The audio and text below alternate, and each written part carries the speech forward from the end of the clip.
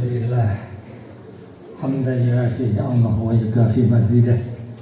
Ya Rabbana lakal hamdu kama yanbaghi li jalali wajhika karimi wa azimi sultanik. Allahumma inni as'aluka bi anni asyhadu annaka anta Allahu la ilaha illa anta al-halimul karim.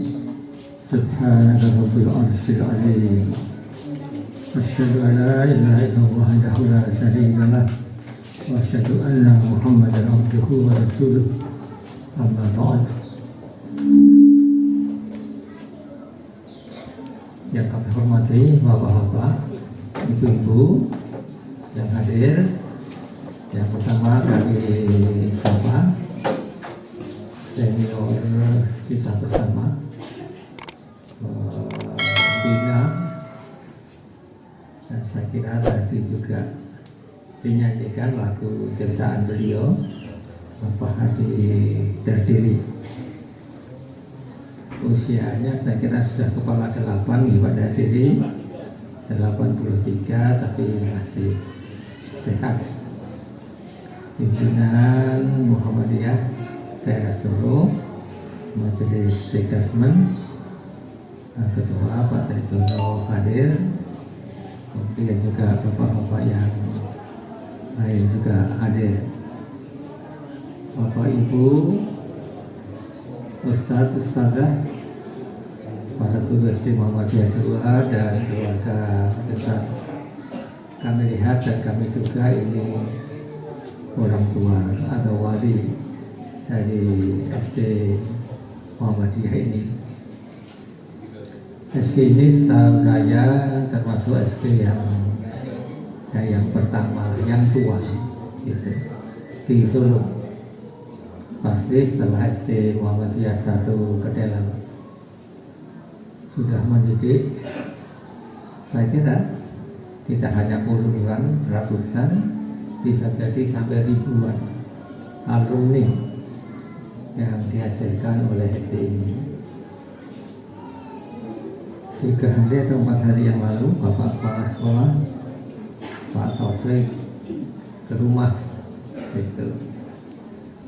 Nah, saya tanya Pak Dalan hari Ahad gitu, ada waktu apa enggak gitu. Ya katakan yang pengangguran ya ada lah, bismillah gitu.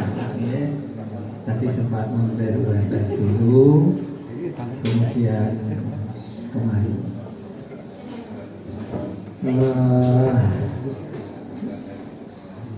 Beliau menceritakan gitu, Pak Kepala tadi, bahwa mau membangun gedung, memperluas SD Muhammadiyah 2 ini.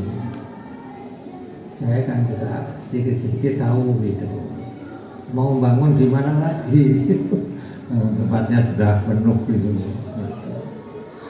Katanya bangunan yang sebelah timur itu mau dirobohkan, kemudian mau dibangun gedung bertingkat yang bawahnya itu dikosongkan untuk keperluan ya parkir, ya bermain anak, kan begitu ya. Meskipun itu nanti juga tetap saja terbatas tempatnya. Kemudian saya tanya apakah ada lahan lain gitu yang untuk bisa lebih longgar gitu, dan sementara untuk tidak merobohkan bangunan di timur itu, karena bangunan timur itu saya kira usianya baru sekitar 5 tahunan ya. Mau korobin 9 tahun ini loh.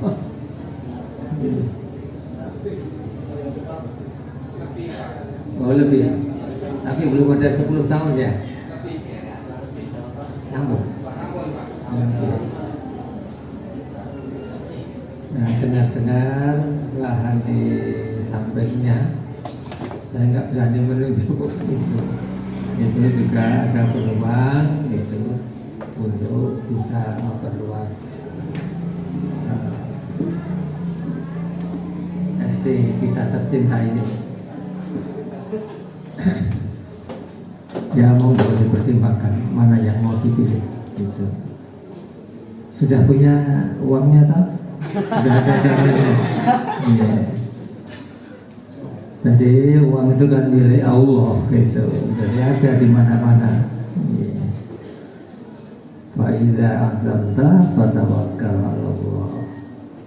Kalau memang sudah punya niat yang kuat, camkan ya dalam pikiran, dalam hati sebagai sebuah tekad, dan kemudian bertawakal kepada Allah. Tanah kalau di sekitar sini barangkali berapa? Mungkin sekitar 10 juta ya, per meternya. Barangkali, saya nggak tahu. Cuman saya kalau luasnya 500 berapa itu? Hanya 5 miliar gitu. Hanya 5. Kok ya banyak gitu. Saya nggak tahu. Ya nanti tidak tidak bicarakan mana yang terbaik. Apakah merobohkan itu kemudian membangun di tingkat atau alternatif lain, di antaranya yaitu memberi-lahan. Kalau dari segi luas saya kira yang kedua lebih baik. Bapak, ibu-ibu sekalian yang hadir gitu. Pendidikan Muhammadiyah itu dimanapun itu antara lain tujuannya yaitu yang pertama dan terpenting adalah menanamkan akidah, menanamkan keimanan. Akidah yang ditanamkan itu ya tauhid. Tauhid itu mengesahkan Allah, la ilaha illallah, la malika illallah. Setiap kali kita sholat, kita mendeklarasikan itu. Iyyaka na'budu wa iyyaka nasta'in. Dalam kesulitan, bukan kesulitan, punya tekad to reach other dreams, untuk menggapai impian-impian lain gitu. Antara lain membangun kepada siapa? Ya kepada Allah. Kita mohon kepada Allah itu untuk memberikan pertolongannya. Jadi menurut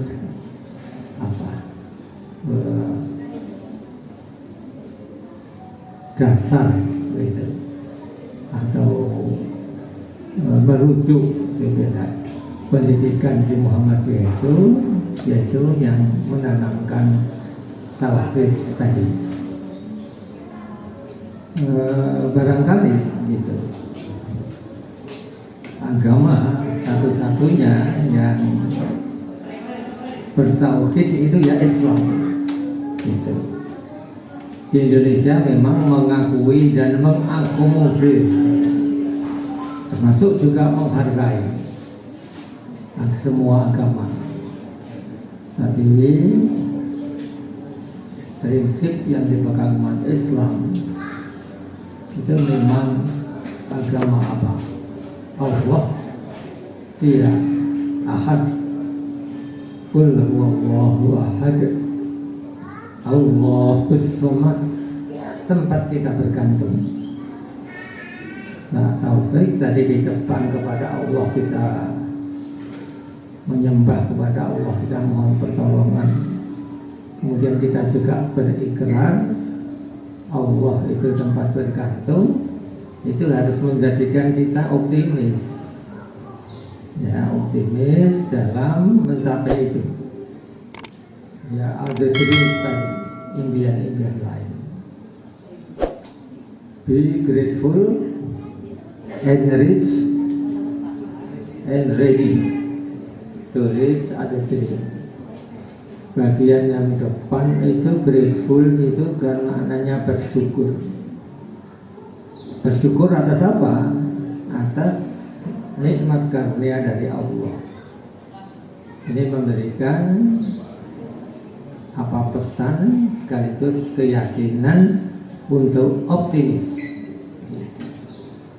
Maka menurut kami, ya kami mendorong gitu, untuk kemudian bisa membangun atau memiliki lahan yang lebih memadai lagi.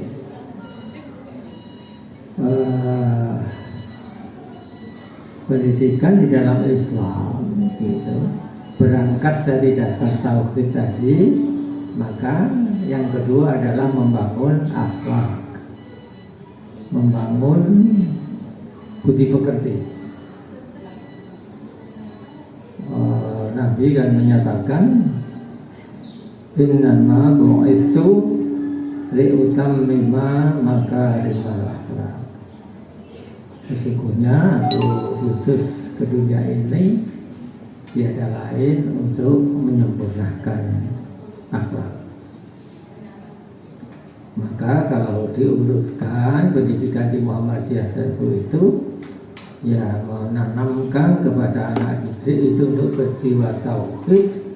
Yang kedua memiliki budi pekerti yang baik. Ini mengapa ini kami sebut gitu?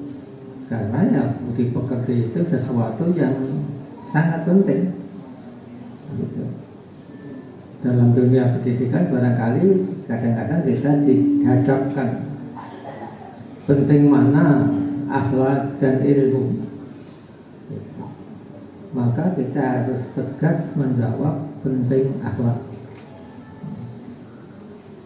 Kita melihat dengan sangat jelas gitu, bagaimana orang-orang yang berilmu itu tanpa berakhlak itu ternyata tidak membawa kebaikan tapi membawa kerusakan. Ya kalau kita baca gitu, nyun sewu maaf gitu, para koruptor yang masuk surat kabar itu ya kebanyakan mereka adalah kaum terdidik, bahkan sampai yang paling tinggi, sampai kepada guru besar pun kalau dalam bimbingan tanpa bimbingan akhlak, maka kemudian juga berpotensi untuk kemudian merusak. Karena itulah itu pendidikan akhlak ini harus tetap menjadi bagian yang sangat penting. Quran diturunkan dengan sebuah perintah iqra. Bacalah, belajarlah.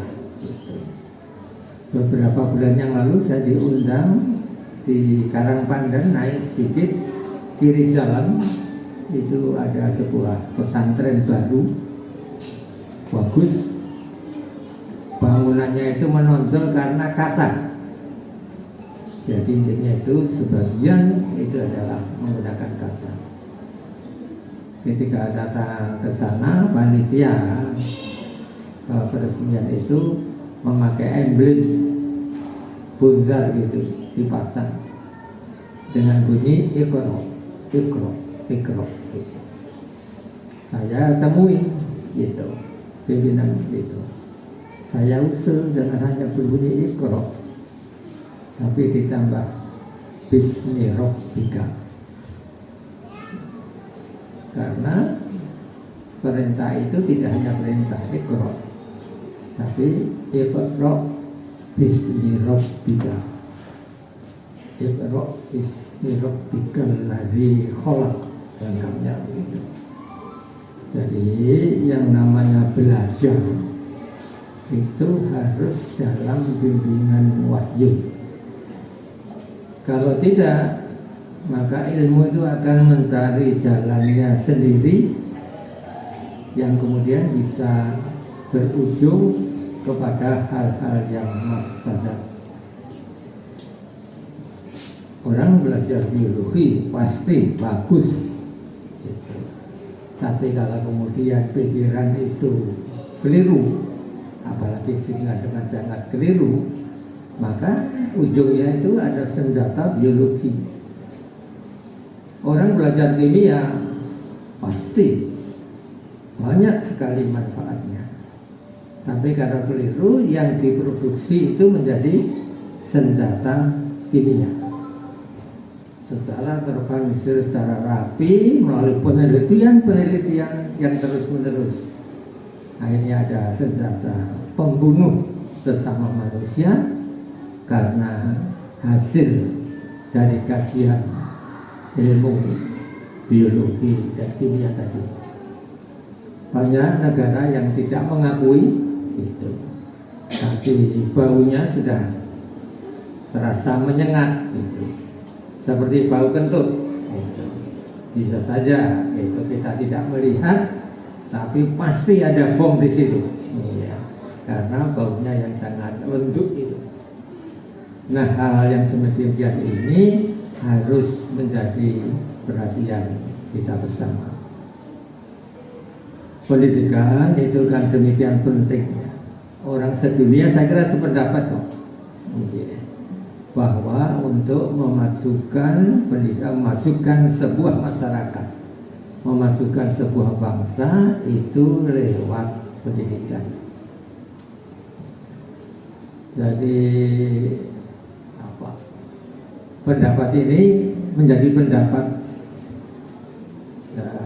kebenaran gitu, yang diakui oleh hampir baik para pakar gitu, tapi juga masyarakat secara umum. Bila kalau ingin memajukan itu maka lewat pendidikan. Ada yang mengatakan education is the key for everything. Pendidikan itu kunci untuk segalanya. Kalau boleh nyebut Pak Rocky Gerung ya, itu kan sering mengutip ketika Hiroshima dan Nagasaki itu luluh lantak, tak berdaya, maka kemudian Kaisar mengumpulkan para pembantunya, dan yang ditanyakan ialah berapa banyak guru yang tersisa. Dan ternyata kemudian betul, luluh lantak pada tahun 45, 50 tahun kemudian lewat para guru yang tersisa itu, Jepang menjadi salah satu negara yang paling maju di dunia ini. Dalam sebuah international conference on science and technology itu kan terungkap bahwa sebuah negara yang namanya Jepang itu memiliki peneliti yang lebih banyak daripada seluruh negara di Jazirah Arab. Pasti ini sangat ya, memberikan kejutan bagi kita dalam pengertian betapa tertinggalnya kita itu. Maka saya kira nggak ada jeleknya bahwa dari sejak SD itu ditanamkan pemahaman, kalau perlu diberikan pengertian betapa pentingnya hidup lewat penelitian itu, bekerja di bidang penelitian itu, karena itu menjadi sebuah kunci kemajuan. Saya pernah ke NICE. NICE itu singkatan dari Nara Institute of Science and Technology. NICE, Nara Institute of Science and Technology.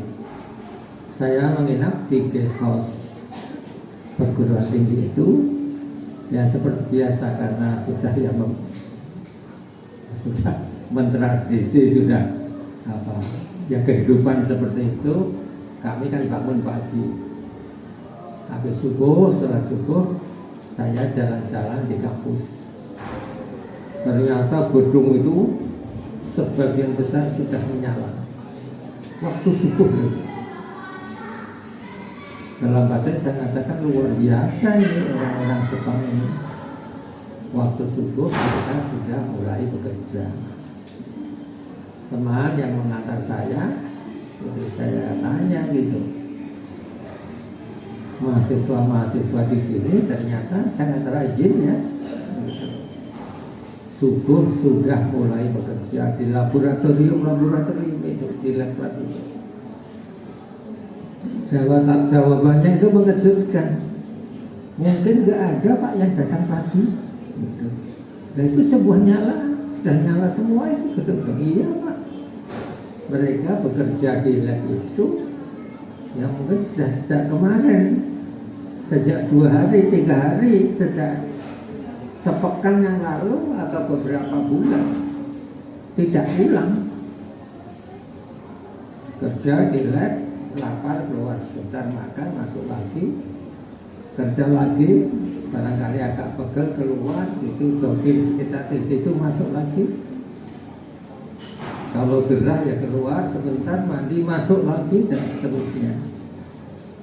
Itu sebuah perguruan tinggi yang memberikan pelayanan penelitian terbaik di negara itu. Kami ketemu dengan beberapa dosen Indonesia yang memanfaatkan fasilitas penelitian itu untuk bekerja di sana. Kemudian saya diajak masuk untuk melihat acara penelitian. Saya terkejut gitu loh, kok di dalam kampus ada mallnya gitu. Mereka menjawab, itu bukan mall Pak, itu semua produk hasil penelitian di sini. Ya makanan, ya minuman, ya obat-obatan, ya semuanya gitu. Berbagai macam kebutuhan itu ada, dan sebagian juga ada di mal-mal kita gitu. Jadi sudah menyebar kemana-mana. Jadi hadirin sekalian yang kami hormati, saya sebetulnya ingin melanjutkan pernyataan tadi, bahwa kunci kemajuan sebuah bangsa itu adalah pendidikan. Tapi harus segera diikuti dan dilengkapi, yaitu pendidikan yang berkualitas. Kalau pendidikannya sedang-sedang saja, ya tidak bisa. Maka yang Muhammadiyah usahakan. Alhamdulillah SMA Muhammadiyah PK ya, di Solo ini masuk 100 besar nasional ujiannya. Kan kalau tak keliru masuk peringkat 78.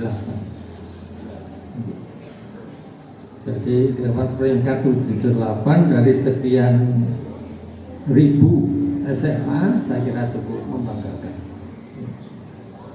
Maka menurut Mas kami, ya Pak Taufik, Pak Guru, Ustaz dari sini harus bertekad gitu, bahwa pendidikan yang diselenggarakan di sini tidak hanya meluluskan, tapi juga menjaga kualitas tadi.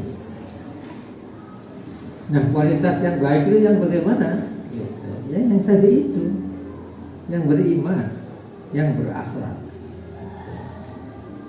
Setelah itu baru berilmu.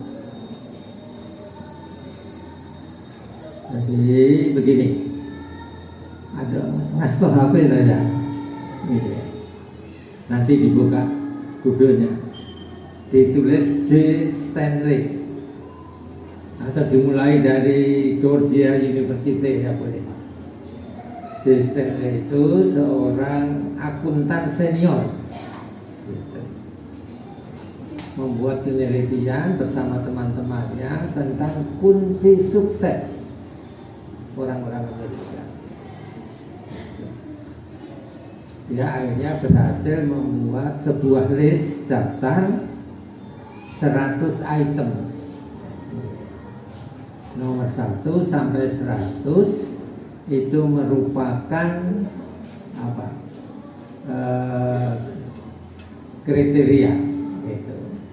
Kunci sukses yang paling atas tuh yang paling besar perannya kemudian semakin mengecil. Dan hasil yang mengejutkan ialah orang-orang sukses di sana itu ternyata yang pertama adalah kejujuran.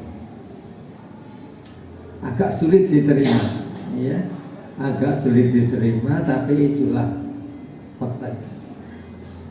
Bahwa kunci sukses manusia itu ternyata yang pertama adalah kejujuran. Dan sampai 10 itu sebagian adalah apa yang kita kenal dengan soft skills itu. Kejujuran, kerja keras, disiplin gitu. Kemudian juga ada faktor penunjang kesuksesan orang itu, dukungan keluarga dan yang lain-lain. Nah, apa mau mengatakan celakanya kok pesimis ya? Sayangnya kejujuran ini kan barang yang sangat langka sekarang itu di tanah air kita, sangat langka. Nah, kalau menjadi tantangan kita bersama bagaimana menumbuhkan kejujuran di kalangan anak-anak itu. Bagaimana dengan akademik itu nanti? Ya. Meskipun bukan berarti diabaikan, sama sekali tidak. Jadi ya diri sekalian, misalnya kejujuran ini menjadi bagian yang terpenting dalam kehidupan manusia, sekaligus juga kunci sukses seseorang. Saya punya sebuah ungkapan gitu. Saya katakan saya karena saya tidak membaca atau mendengar sebelumnya. Sebetulnya yang namanya kejujuran itu akan menumbuhkan kepercayaan. Dan yang namanya kepercayaan itu akan memudahkan setiap urusan. Sebaliknya kebohongan, ketulasan itu akan menumbuhkan kecurigaan. Dan kecurigaan itu akan menghasilkan berbagai macam hambatan. Jadi kejujuran itu menumbuhkan kepercayaan, kepercayaan akan memudahkan setiap urusan. Kebohongan itu akan kebohongan itu akan menumbuhkan kecurigaan, dan kecurigaan itu akan menghambat setiap urusan. Jadi kalau pembangunan kita, masyarakat kita nggak maju-maju, ya kuncinya di situ. Karena kebohongan itu merajalela, maka kemudian menumbuhkan kecurigaan, dan kecurigaan ini akan menghambat setiap urusan. Istri saya itu kan juga guru SMP. Setiap tahun bahkan atau 2 tahun sekali harus mengumpulkan kembali sebenda data-data yang diperlukan untuk meraih sertifikasi guru. Lah kalau tahun lalu sudah mengumpulkan, kok tahun ini sudah mengumpulkan lagi, tahun depan sudah mengumpulkan lagi, untuk apa itu? Jadi menjadi sangat berbelit. Suatu hari saya di kantor pimpinan pusat Muhammadiyah, Pak Kepala Kantor mengatakan Pak minta KTP dan akte kelahiran. KTP saya copy, akte kelahiran saya copy, saya serahkan. Saya pikir selesai, ternyata tidak. Hari lain mengatakan harus dilegalisir. Maka keduanya saya legalisir ke kelurahan, saya serahkan. Saya kira selesai, ternyata tidak. Pak, untuk KTP dilegalisir kelurahan dan kecamatan, dan akte kelahiran itu tidak bisa disahkan di kecamatan atau apa kelurahan, tapi harus di catatan sipil. Jadi sangat bulat untuk sebuah keperluan. Ternyata demikian tidak percayanya satu orang dengan yang lain, sehingga sampai dibutuhkan hal-hal yang tidak masuk akal seperti itu. Kembali kepada persoalan tadi, kita lakukan pendidikan yang menanamkan akidah yang kuat, yang membentuk anak yang berakhlak. Kemudian yang ketiga, pasti akademiknya jangan sampai tertinggal, jangan sampai tertinggal. Jadi semua ini berubah dengan sangat cepat, maka kita harus meresponnya dengan cepat juga. Jadi manusia itu kan disebut ahsan taqwim, sebagus-bagus ciptaan. Mengapa bagus? Karena kita diberi akal pikiran, kita diberi nurani, kita diberi apa yang disebut kreativitas dan yang lainnya. Saya kira kalau binatang tidak punya itu. Jadi misalnya burung membuat susuk berapa? Susuk nih, susuk saja. Lebih spesifik. Ya sejak dulu kan tetap ada seperti itu. Sedangkan manusia luar biasa. Lihatlah arsitektur, lihat gedung-gedung bertingkat, bisa sampai 100 tingkat nggak roboh. 100 tingkat nggak roboh. Saya kadang-kadang kalau menginap kemudian dapat di tingkat yang atas gitu. Kalau mengingat loh ini di lantai 31 ya gitu. Itu nah, gimana nanti kalau roboh gitu. Tapi tenang aja ya tidak. Luar biasa akan itu. Jadi saya kira gitu ya. Kita harus berpacu dengan waktu. Bagaimana penyampaian akademik yang selalu berkembang ini harus kita ikuti. Pernah saya sampaikan amal saleh itu mempunyai syarat, yaitu kreatif dan produktif. Jadi sebuah amal baru bisa disebut saleh kalau amal itu kreatif dan produktif. Kalau tidak ya tidak, meskipun itu kebaikan. Ini rotok negatif pada diri. Sebuah perbuatan yang baik tidak bisa disebut saleh kalau tidak kreatif dan produktif. Misalnya mengajar sudah 10 tahun, buku yang digunakan, buku pegangan gurunya itu sama, caranya sama, penyampaiannya juga sama. Penyampaiannya itu ya repetitif, ulang-ulang. Penyampaiannya ya gitu-gitu dari tahun ke tahun, monotonous, membosankan. Sebuah amal yang mengulang-ulang, yang membosankan, itu kan amal yang jumud. Amal jumud tidak bisa disebut amal saleh. Maka bagaimana kita bisa memahami saleh dalam pemikiran ini? Terus berubah. Lihat itu teknologi informasi itu. Lihat itu Gojek. Renungkan sedikit. Bagaimana yang namanya teknologi informasi itu berkembang dengan sangat cepat. Sebuah warung yang tergabung dalam GoFood itu kan luar biasa. Kepayon 1 bungkus saja itu sudah terungkap, tercatat di seluruh dunia. Karena ketika laku 1 bungkus, itu kan bukan hanya pemilik warung yang mencatat, tapi sebuah sistem yang memberikan informasi kepada demikian banyak. Teman kan ada yang buka warung bakmi, nggak saya sebutkan.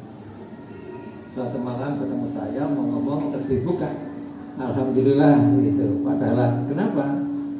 Bakmi tempat saya sudah kepayon 220.000 gitu.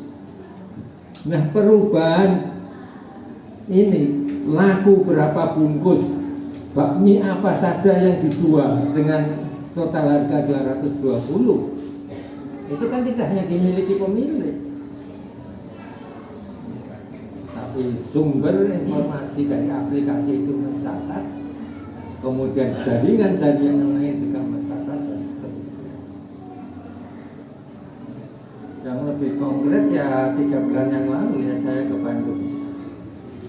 Saya mendatangi sebuah perusahaan yang disebut Jasa Medica. Saya tertarik karena Muhammadiyah kan punya rumah sakit. Dan rumah sakit Muhammadiyah, Nyon Sewu, seperti rumah sakit pada umumnya yang lain, itu kan menyebalkan. Jadi untuk antrian periksa saja kita bisa nunggu 2, 3, 4 jam.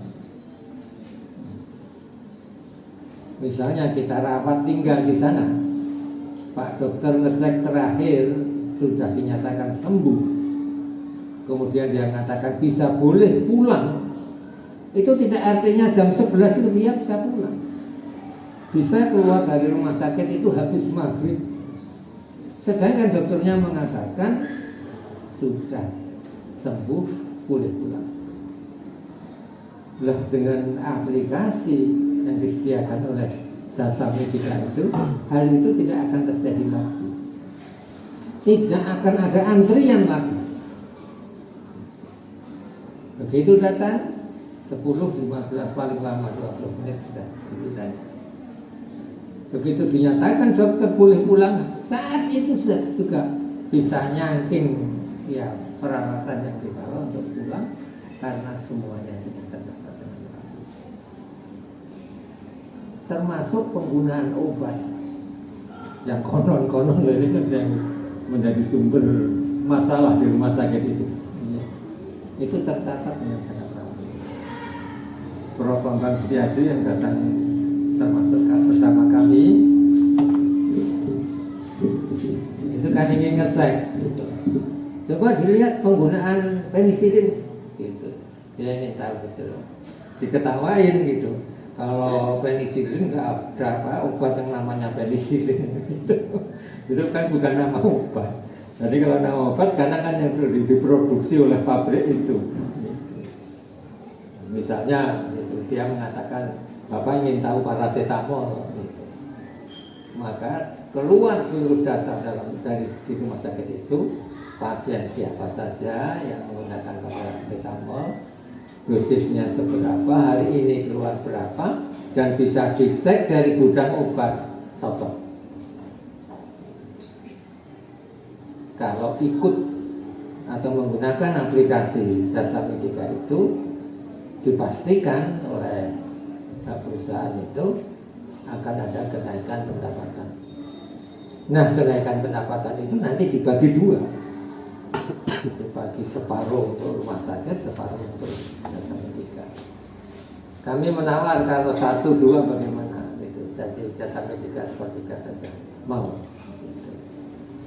Hadirin sekalian, menggunakan aplikasi itu tidak mungkin ada BPJS yang ditolak. Dan rumah sakit itu kan kadang-kadang ketika mencairkan dana BPJS kan tidak 100%, hanya bisa 92%, hanya 95% dan seterusnya, karena ada pelaporan yang salah. Nah, dengan jasa itu nggak mungkin lagi. Karena dengan sistem itu sebelum dikirim ke BPJS itu sudah clear and clean. Kalau ada hal yang salah maka akan ada warna merah yang artinya itu harus dibetulkan. Bapak Ibu sekalian yang kami hormati, itu Al-Quran kan jelas menyatakan bahwa dengan iman, dengan 2 hal yang pertama tadi, dengan akidah yang membuatkan akhlak yang bagus, dan ilmu itu akan meningkatkan derajat manusia. Yarfa'illahu alladziina aamanu minkum walladziina utul ilma darajat. Jadi apa? Ini harus kita pegang bahwa ilmu yang ditanamkan kepada anak itu bukan ilmu itu sendiri, tapi selalu dibimbing oleh agama. Bukan hadis ya, bukan hadis. Saya mencoba untuk mengecek. Itu memang ada riwayat Baihaqi, tapi riwayat perawinya itu lemah. Gitu. Yang berbunyi man arada dunya fa'alai bil ilmi, man arada akhirata fa'alai bil ilmi, man arada huma fa'alai bil ilmi. Kalau kamu ingin kuliah ya lewat ilmu, kamu ingin akhirat dengan ilmu, kamu ingin menggapai keduanya dengan ilmu, maka perbuatan ilmu itu sungguh luar biasa. Tapi ilmu yang dibimbing dengan wahyu, ilmu yang dimiliki oleh mereka yang berakhlak. Kalau tidak ya seperti ini. Ini sekarang ini Eropa sedang menangis, luluh lantai ini, dalam pengertian sangat mengerikan. Musim dingin tiba, nggak ada gas.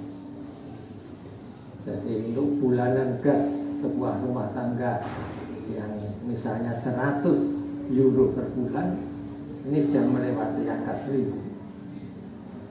Itu karena Rusia dan teman-temannya tidak mau masuk lagi ya gas ke Eropa Barat selama mereka masih mencampuri perang antara Rusia dan Ukraina. Sampai ke sana, gitu. Kembali ke masalahnya. Hadirin, saya kira yang berikutnya yang disampaikan yaitu latihan untuk berbuat baik. Saya kira gitu. Apa yang dipelajari itu hendaklah kemudian dipraktekkan. Harusnya ada dipraktekkan sehingga terbiasa untuk berbuat baik. Maka besok prototipe alumni SD Muhammadiyah itu apa? Yaitu ya insan, satu yang beriman, dua yang berakhlak, tiga yang berilmu, dan yang keempat hormat berbuat kebajikan. Berbuat kebajikan ini harus ditanamkan sejak kecil. Ada teori pembiasaan itu. Allah bisa karena biasa. Kalau keempat hal ini bisa dicapai, ya saya kira akan menjadi paripurna. Kita mengharapkan menjadi insan kamil. Kalau dalam Al-Quran, ya apa? Orang yang sempurna itu yang memadukan keduanya itu, antara jujuran dan hati, antara akhlak dan ilmu. Ini ada sebutan ulul albab, itu dalam diri orang itu bertemunya antara agama dalam husna iman dan ilmu yang kemudian mengejawantah dalam diri seseorang. Hadirin, saya kira sudah cukup panjang gitu. Saya nggak tahu keputusan apa yang mau diambil, mau bangun, monggo, tidak ya monggo.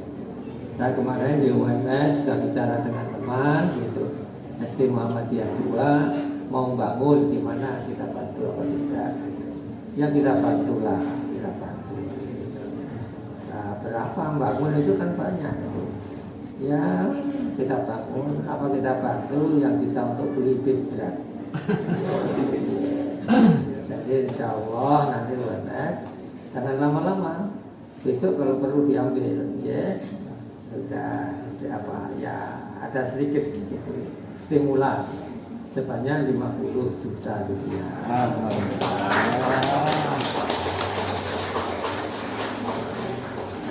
Tapi saya sedang ngantongi.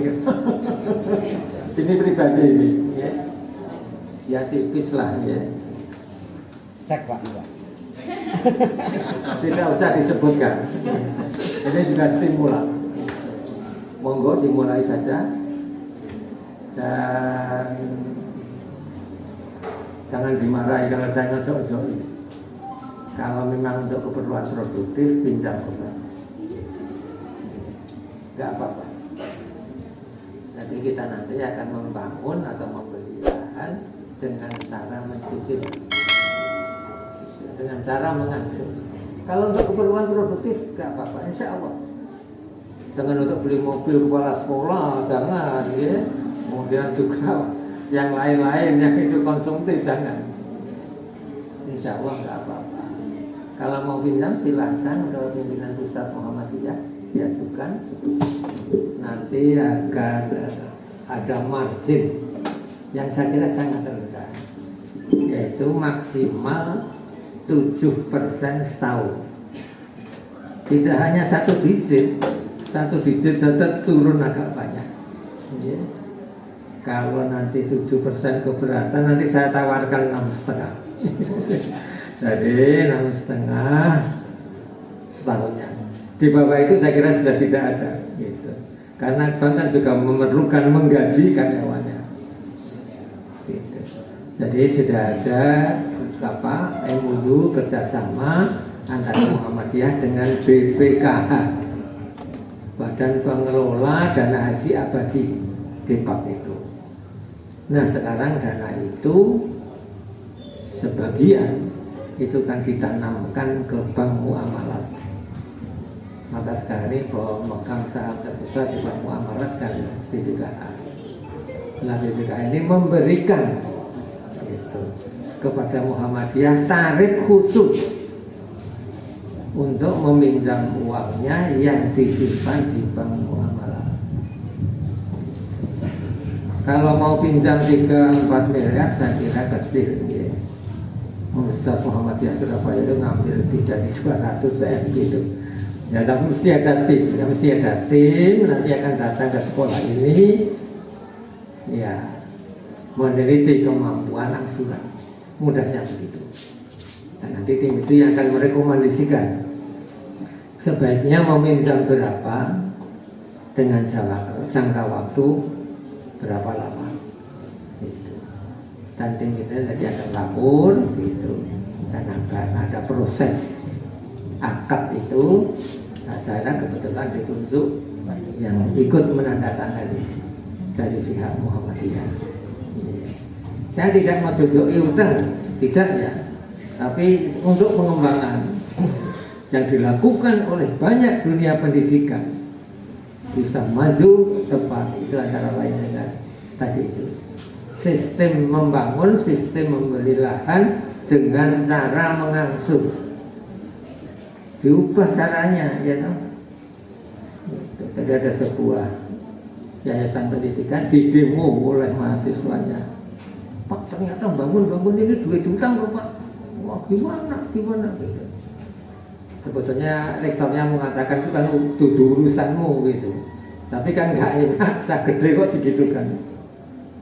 Yang betul kita ini membangun dengan cara mengangsur. Ternyata senang sekali, oh gitu Pak, alhamdulillah gitu ya. Mengungkapkan hal yang sama dengan cara yang berbeda gitu. Jadi saya kira begitu. Uang lanjut apa, dana itu dari mana, ya dari kita semua ya. Yang monggo lah urunan gitu. Jihad terbesar itu uang, dana.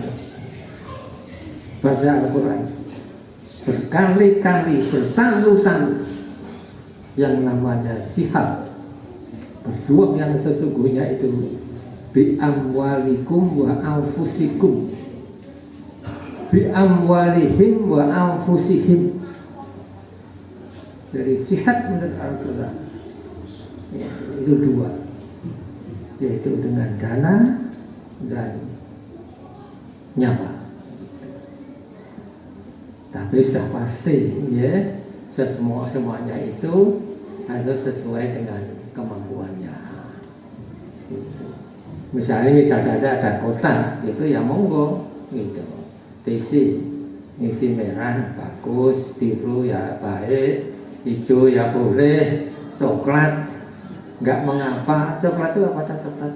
5.000. Coklat 5.000. Kita coklat 5.000 nggak apa-apa. Tapi jangan yang abu-abu itu. Abu-abu itu biar untuk tukang parkir dan kalau kencing di halte bis itu. Untuk meraih surga jangan yang abu-abu. Ya. Aku sekalian ngaji aja cukup ngalor ngidul gitu. Karena nyun saya pada diri jadi lagi kesel nih. Duduran beberapa hari gitu ya nggak apa-apa. Gitu. Nggak apa-apa. Orang Muhammadiyah sudah terbiasa, suka bekerja. Pak Purwadi, kepala sekolah istimewa Kuyidan, saya kira nggak pernah tidur siang loh. Tidak. Jadi Ibu, ini kami mau nambah sedikit. Orang Muhammadiyah itu dinilai workaholic. Jadi orang yang nyandu alkohol disebut alkoholik. Orang yang nyandu kerja work itu disebut workaholic. Alhamdulillah orang Muhammadiyah itu kebanyakan workaholic. Salah satu cirinya yaitu tidak pernah tidur siang. Jadi bagi orang Muhammadiyah dan saya kira Islam yang benar, tidur siang itu sebuah kemewahan yang luar biasa. Jadi kalau di antara kita kok masih senang turu awan, jangan ya dipertanyakan. Pengen jadi Islam yang menang apa enggak kau itu?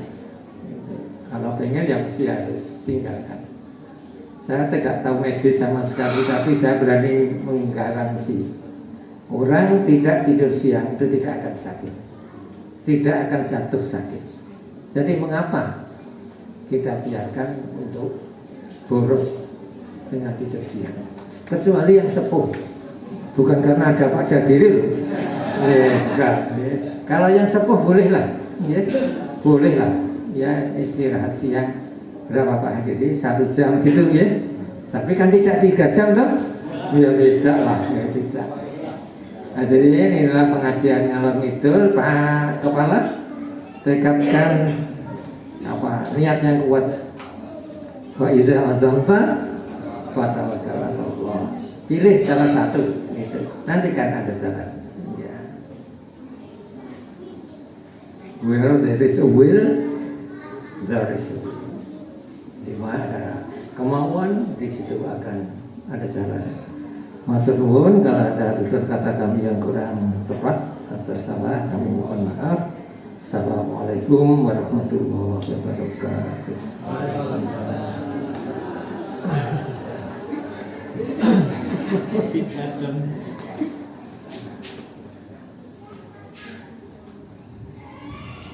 Ada Ustaz Mukorobin itu, ada Ustaz Mukorobin diralat ya. Oh iya katanya diralat itu. Monggo Ustaz pembagian. Nanti ganjarannya saya semua maliman. Assalamualaikum warahmatullahi wabarakatuh. Bismillahirrahmanirrahim. Assalamualaikum warahmatullahi wabarakatuh. Waalaikumsalam warahmatullahi wabarakatuh. Bapak Ibu sekalian yang berdoa kita semua. Namun Bapak Haji Dahlan Rais mewakilkan kepada saya untuk mengantar. Bukan karena saya lebih soleh, bukan. Tapi Pak Torik Soleh yang itu soleh. Hanya saya mengingat bahwa Pak Dahlan ini dalam keadaan kondisinya mungkin kegiatannya banyak, luar biasa. Saya hanya ngewangi membantu untuk memimpin doa. Monggo.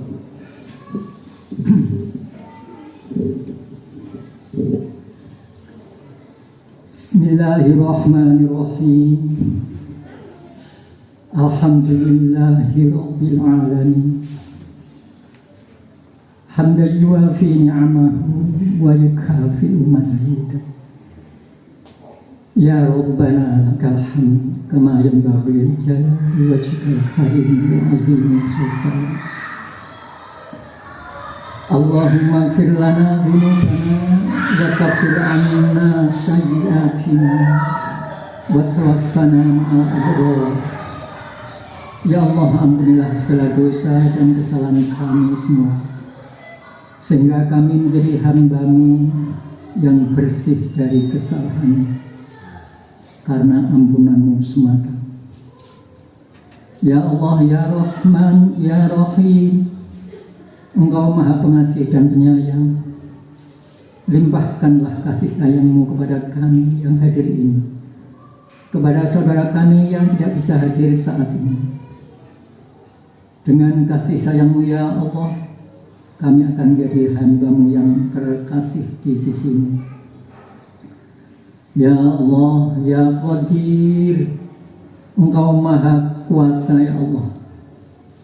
Berilah kami kekuatan untuk meneruskan perjuangan para generasi yang telah berlalu dan membimbing calon generasi yang akan datang. Ya Allah, amal yang sudah kami laksanakan sehubungan dengan SD Muhammadiyah 2 Kauman Surakarta ini, mohon ya Allah, terimalah sebagai amal soleh, sebagai amal kebaikan di sisi-Mu, dan beri kesempatan kami untuk bisa beramal soleh lebih banyak dalam rangka berbakti pada Engkau ya Allah. Ya Allah, ya Aziz, saat ini SD Muhammadiyah 2 Kauman Surakarta melaksanakan milad yang ke-85. Untuk itu, berilah semangat kepada kami semua, baik pelaksana, penyelenggara sekolah maupun semua pihak yang terkait dalam kegiatan pendidikan SD Muhammadiyah 2 Kauman ini.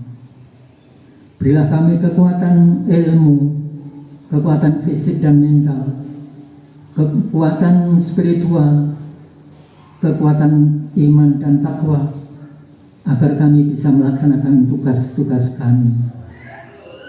Ya Allah, jadikanlah guru, kepala sekolah, orang tua murid, dan pihak manapun yang berkaitan dengan pendidikan SD Muhammadiyah 2 Kauman ini kekuatan untuk beramal, memperbaiki dan meningkatkan sekolah ini menjadi sekolah yang berkemajuan, sekolah yang lebih maju daripada saat ini, berkompetisi dengan yang lain yang akan menumbuhkan manfaat bagi masyarakat sejak di dunia ini maupun di akhirat kelak.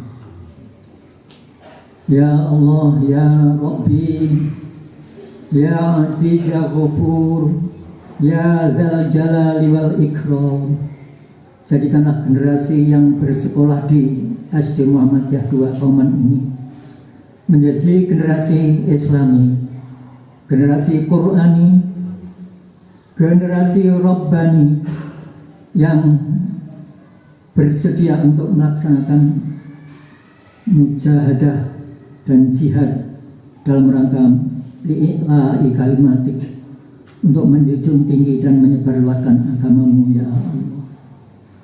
Rabbana atina min ladunka rahmah wa hayyi' lana min amrina rasyada. Rabbana taqabbal minna innaka antas sami'ul 'alim wa tub 'alaina innaka antat tawwabur rahim. Rabbana atina fid dunya hasanah wa fil akhirati hasanah wa qina 'adzabannar. Wa sallallahu ala nabiyyina Muhammad wa ala alihi wa ashabihi ajma'in. Walhamdulillahi rabbil alamin. Amin ya rabbal alamin. Mudah-mudahan Allah mengabulkan. Ada kekurangannya monggo ditambah sendiri-sendiri. Assalamualaikum warahmatullahi wabarakatuh.